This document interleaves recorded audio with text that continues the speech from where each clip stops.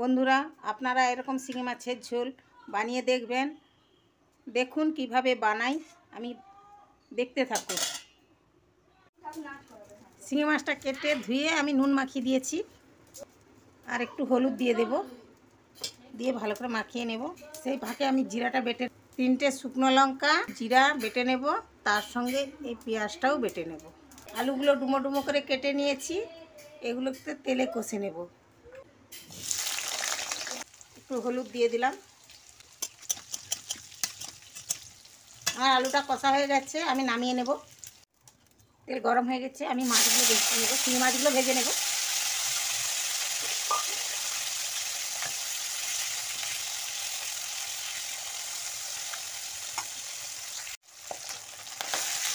এক পাশ ভাজা হয়ে গিয়েছে, উল্টিয়ে দেব।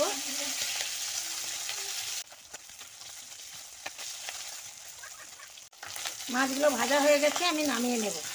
ওই তেলে আমি একটু পেঁয়াজ দিয়ে দেব, একটু আদা বাটা দেব, আর কেটে রাখা টমেটোটা দিয়ে দেব।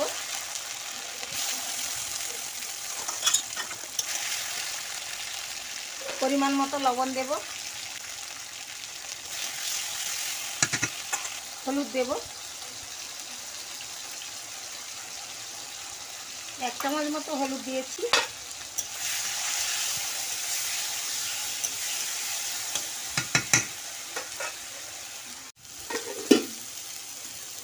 টমেটোটা কষা হয়ে গেছে, আমি কষে রাখা আলুগুলো দিয়ে দেব।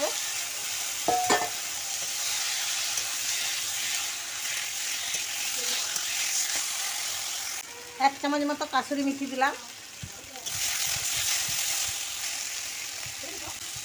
আর একটু কাশ্মীরি লঙ্কা দিলাম,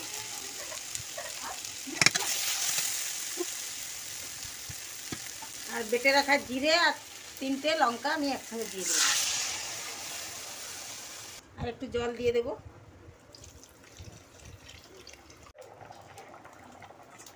আমার আলুটা সেদ্ধ হয়ে গেছে,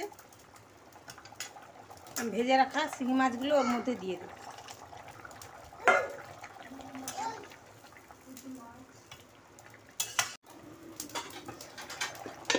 আর এই রেসিপিটা কত সুন্দর হয়েছে, শিঙি মাছের রেসিপিটা।